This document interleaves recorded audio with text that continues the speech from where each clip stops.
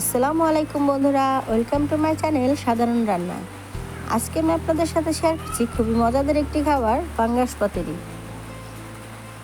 এই জন্য এখানে আমি নিয়েছি 3 টুকরা পাঙ্গাস মাছ।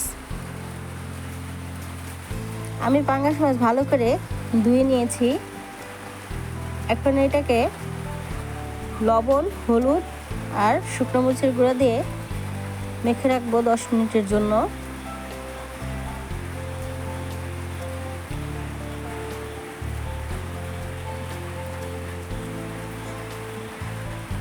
একটা মশলা তৈরি করে নিচ্ছি, সেজন্য চুলায় একটি প্যান বসিয়ে দিয়েছি। দিয়ে দিলাম সামান্য একটু সয়াবিন তেল, দিয়ে দিলাম পেঁয়াজ কুচি, রসুন কুচি, আদা কুচি, শুকনো মরিচ, কাঁচামরিচ আর গোটা জিরা দিয়ে এটাকে আমি একটু লাল লাল করে ভেজে নেব। দেখুন, খুব বেশি ভাজতে হবে না। এরপর যে নামিয়ে নিচ্ছি, মশলাটাকে শিলপাটায় বেটে নিয়েছি। এর মধ্যে দিয়ে দিলাম সামান্য একটু লবণ। আমরা মাছে লবণ দিয়েছি, সেজন্য এখানে একটু কম দিতে হবে। লবণ, হলুদের গুঁড়া, ধনিয়ার গুঁড়া, সামান্য একটু মরিচের গুঁড়া দিয়ে সামান্য একটু পানি দিয়ে দিলাম। দিয়ে মশলাটাকে মাছের গায়ে ভালো করে মেখে দেবো। ভালো করে মেশানো হয়ে গেছে, এক সাইডে রেখে দিচ্ছি। এবার নিয়ে নিয়েছি পুঁই শাক।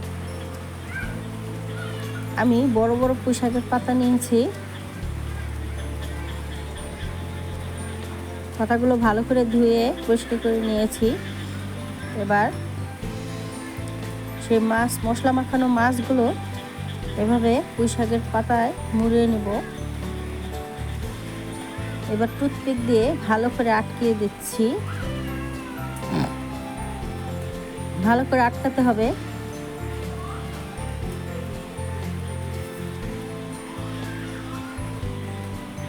এভাবে আমি আরেকটা করে নিচ্ছি।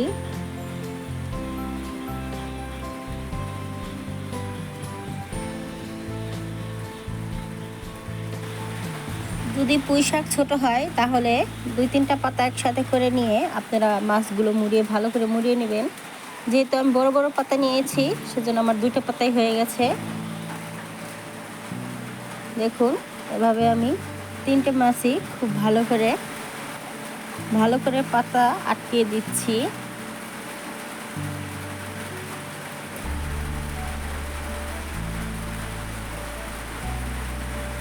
যেহেতু পাঙ্গাস মাছ নরম মাছ, টুথপিকগুলো খুব ভালোভাবে গেঁথে যাবে। এবার চুলায় একটি প্যান বসিয়ে দিয়েছি। সামান্য একটু তেল দিয়ে দিলাম। এই তেলে আমি পাতুরিগুলো ভাজবো, সেজন্য আমি 3টে পাতুরি একসাথে দিয়ে দিচ্ছি। এবার ঢাকনা দিয়ে ঢেকে মিডিয়াম আছে আমি এটাকে রান্না করব। আমি সামান্য একটু লবণ দিয়ে দিচ্ছি।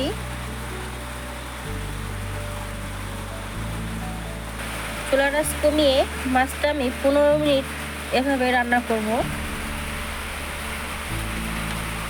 15 মিনিট হয়ে গেছে। এবার মাছগুলো আমি উল্টিয়ে দিচ্ছি। খুব সাবধানে উল্টাতে হবে।